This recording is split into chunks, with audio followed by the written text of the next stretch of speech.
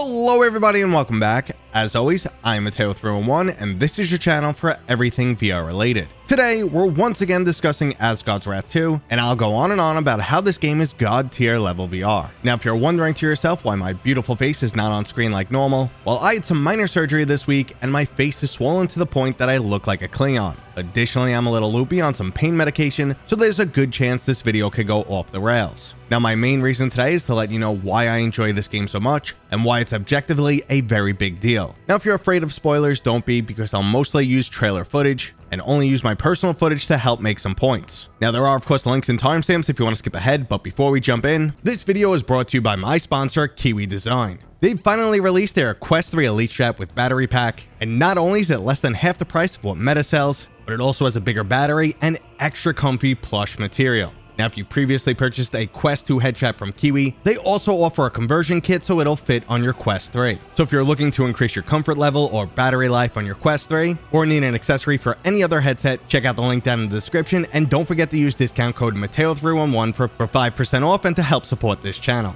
Okay, so let's start this video off with the fact that I love Asgard's Wrath 2, but I completely acknowledge, just like any other game, it's not for everyone. For the last week or so, I've been going on and on about this game to the point that I'm sure I sound like a meta shill. The truth is, I'm just really excited here, and when I love or hate something, I make sure to let you guys know. Now, an obvious example of love it is Asgard's Wrath 2, and on the hated side, we have the Vive Cosmos. If you've seen my coverage of that, you'll know what I'm talking about. But let's stay on point with what makes this game so damn good. Basically, it's just everything I'm looking for in a VR game. For starters, it's an RPG, my preferred genre. It has a deep and highly cinematic storyline, the combat feels great, and there's this constant stream of instant gratification. If you played the recent God of War series on PC or PlayStation, you'll know how this game feels because the developers definitely took some inspiration from that title. But what really makes this game stand out is the fact that they know how to highlight the strengths of VR. Now, everything I mentioned so far, except for that last part, has been pretty subjective. But objectively, this game stands above most other VR titles in many other ways. For starters, it is a true,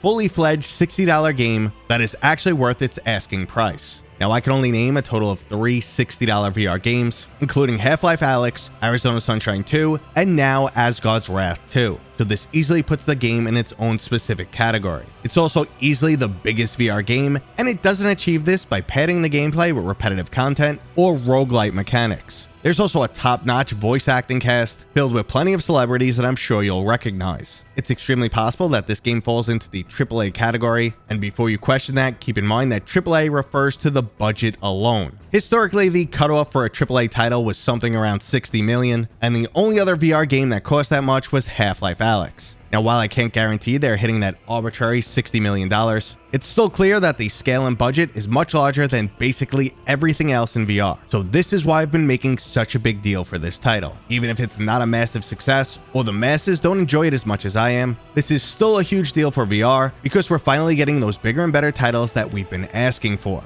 Now, if this game doesn't appeal to you, I completely understand. No game is truly for everyone. The flat-screen RPG title Baldur's Gate 3 recently swept at the Game Awards, and while to many those wins were obvious, but others were left completely dumbfounded. Their ignorance of the title has nothing to do with the game's overall quality. It more likely showcases the fact that some people just don't play certain genres. So all I'm saying here is try and take your personal opinion out of it and try to look at the bigger picture. And right after I said that, I'm going to go on and on with my personal opinion, breaking down all the factors that make this game so good. First up, it's extremely cinematic, just like many of the AAA titles we love. VR is an absolutely amazing medium for storytelling, but unfortunately, almost no one does it, or just doesn't do it well. Now, if you're wondering why VR cinematics aren't prioritized, it's mainly because they're not cost effective, but additionally, a lot of developers have not learned how to do it well yet. Traditional storytelling mechanics don't work very well, and controlling where the player looks or moving them around can be problematic. But jumping back to the whole cost effectiveness, a cutscene is usually something that requires a ton of work and is only ever viewed once. Unlike textures, animations, and even large portions of the dialogue, you just can't reuse a cutscene. Now, I'll give you a few examples of the cinematics in this game, and one would be similar to the intro of I Expect You to Die, but instead of it being fun and quirky, it's action-packed and pretty damn brutal. It's filled with almost mini jump scares, moments that'll shock and amaze you, similar to something like a cinematic Disney ride. So if you enjoy those over-the-top cutscenes that you get in games like God of War or Spider-Man,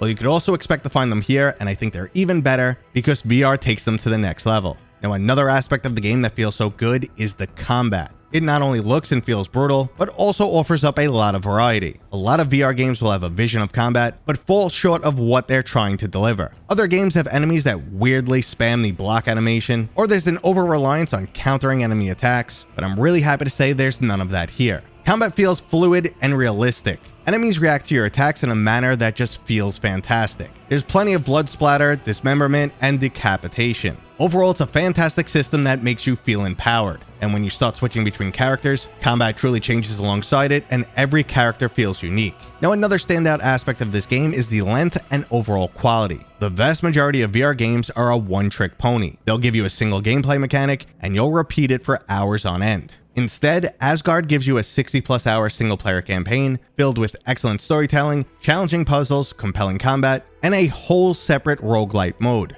Honestly, guys, if you enjoy this game, you're going to be playing it for a very long time, and you will continue to find cool and exciting stuff throughout the entire game. And the last aspect of this game that I want to talk about, I'm sure will be a controversial one. Overall, the graphics are pretty damn awesome. It's top tier for a Quest title, and still really good compared to everything else out in the VR industry. I know when you make a flat screen comparison of the original PC VR title versus the game's sequel on Quest, yes, it looks like a massive downgrade. But in reality, when you're inside the game, it looks pretty damn awesome. Once again, Sanzaro knew the right concessions to make. When you push too far into realism and can't pull it off, the game ends up looking terrible. It's definitely a little bit cartoony here, but overall, it truly works. The objective of graphics in a VR title are to maintain the illusion. If something like a low-resolution texture stands out, it breaks the overall immersion. For me personally, the illusion held here for 99% of the time. So go ahead and feel free to crap on the graphics all you like. While I'd love for them to be cranked up to an 11, running on an RTX 4090, that's just not in the cards, and I discussed that entire topic in my previous video. Now, if you're looking for an overall review score on this game, unfortunately I don't have one because I'm still only about halfway through this game. I want to take my time and enjoy it, not rush the process. And also because of my recent surgery, I haven't been able to wear a headset for a few days, and based on how swollen I am right now, it looks like it'll still be a few more days before I get back in. But overall, that was today's video, and I hope you guys enjoyed it. If you did, go ahead and give me a thumbs up. If you're new here, consider subscribing. If you have any questions at all about this game, drop them in the comments and I will answer you. And of course, I'll see you guys on next time.